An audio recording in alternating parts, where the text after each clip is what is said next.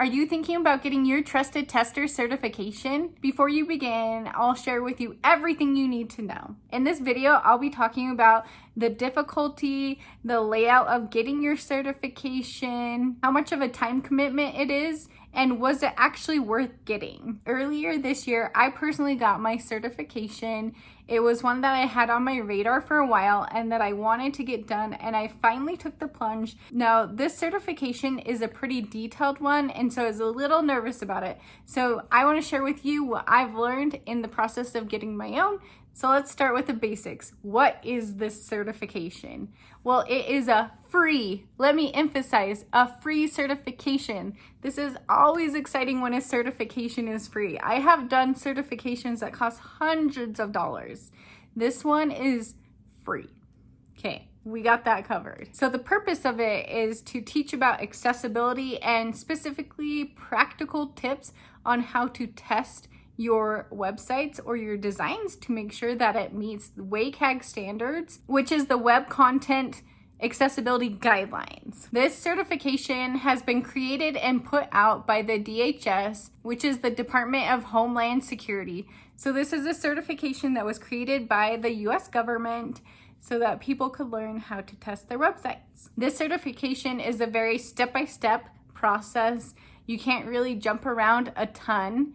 There is a little flexibility of jumping around, but once you're in each section, you have to do each section in a proper order. And it's not a theoretical-based certification. If you're looking for more of a theoretical-based certification, I will link my videos for the CPACC, which is also accessibility certification.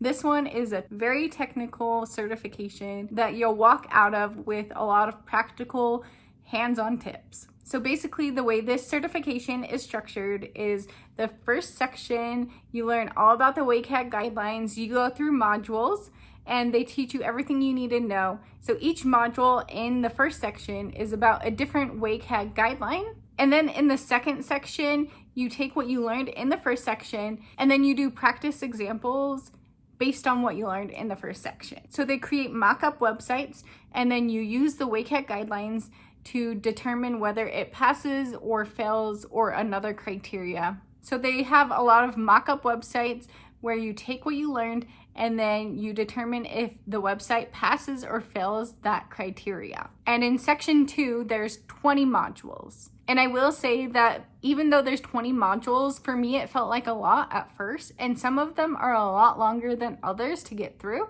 So just hang in there. I feel like the beginning half was a lot more detailed and nuanced than the second half. I was able to get through the second half a lot faster. There's some at the end I felt like I got done in 30 minutes, maybe even an hour.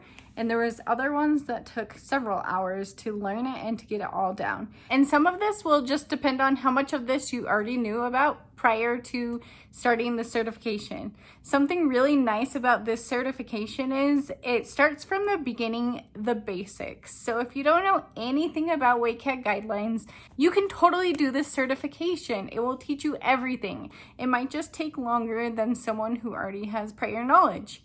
For me, I already had a good understanding of all the WCAG guidelines. There was just some details I needed to fill in here and there, and then be able to pass the second part, and then just do the practical part where you have to do the application of the WCAG guidelines. So it's great for all levels. Now the third section is a practice exam. This is literally just an exam that you have to pass with 85% or better in order to move on to the final exam.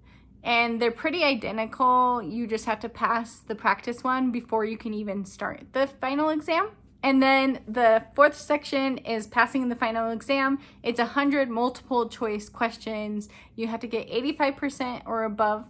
You have to pass it within 6 attempts.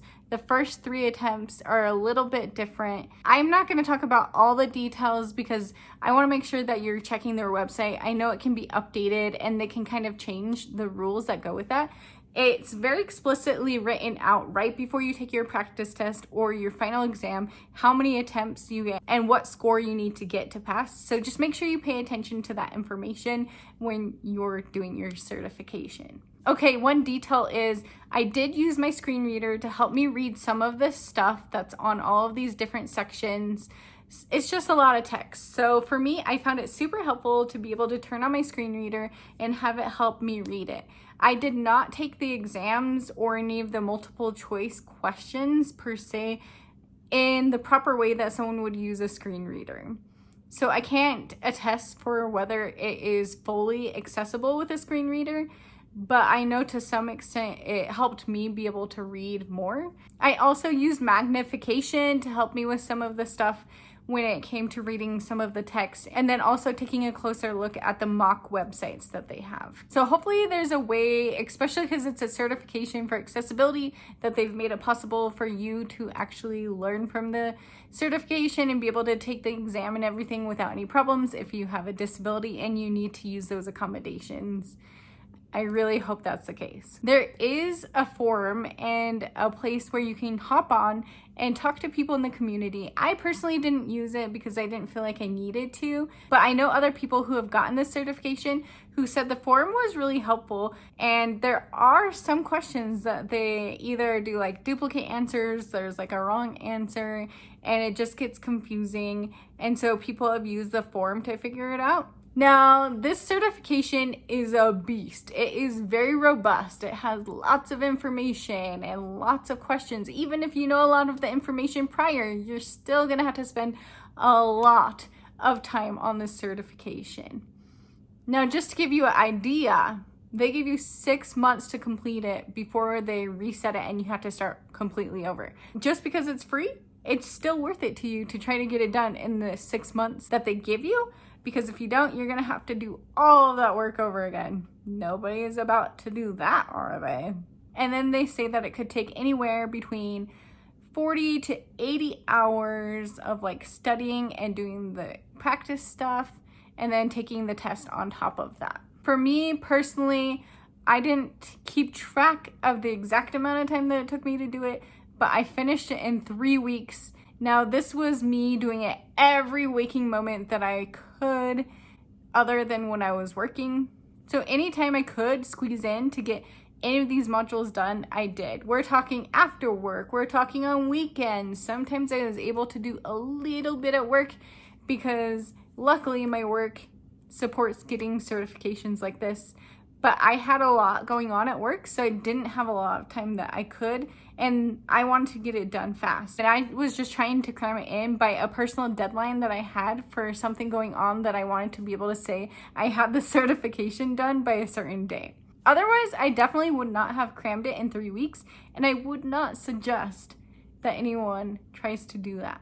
I think pacing yourself and picking a certain amount of time to maybe work on it every day would be a good approach, because it is kind of repetitive, so it can get boring, but also all the information builds on top of each other, so you kind of have to be remembering what you learned the previous times that you worked on it.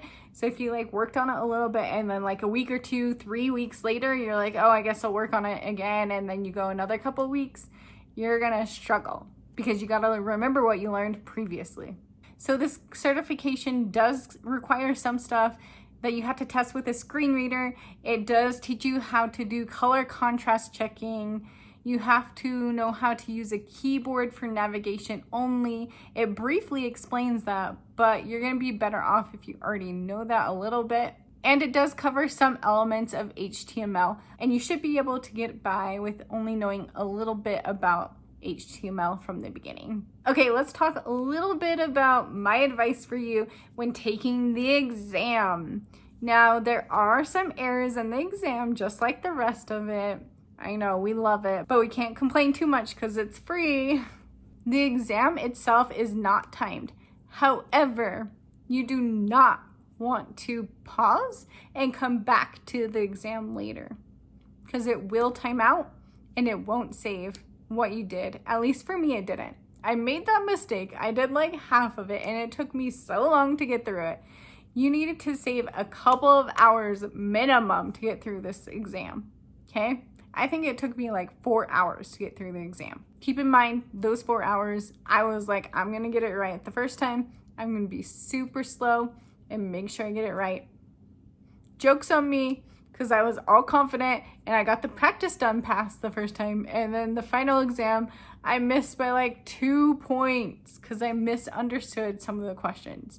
Luckily, I was able to pass on my second attempt. All right, to wrap things up, did I think it was worth it? Absolutely. Did it have some bugs and some issues? Absolutely. Did I learn a lot even though I already knew other stuff? Yes. Would I do it again? Yes. Do I suggest that you and every person who's a designer, an engineer, a developer, a manager of anything that has accessibility related? Yes, yes, yes. I think this certification is a great learning tool for anyone. Even if you decide you don't want to get the official certification, like the piece of paper that said you passed it, you could benefit from just taking the first half.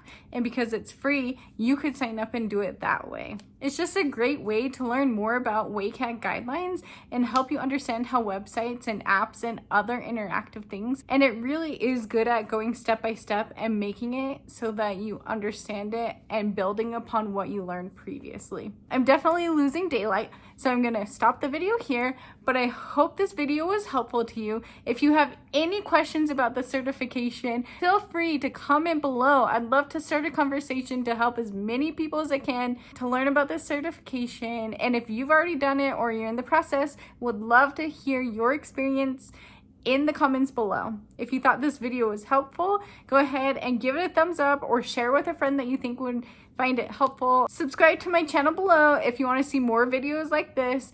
And I'm gonna go ahead and put a playlist for all of my videos about getting my CPA-CC so you can decide if you're interested in that certification as well. I hope that you all have a fantastic week and I'll see you in my next one. Bye!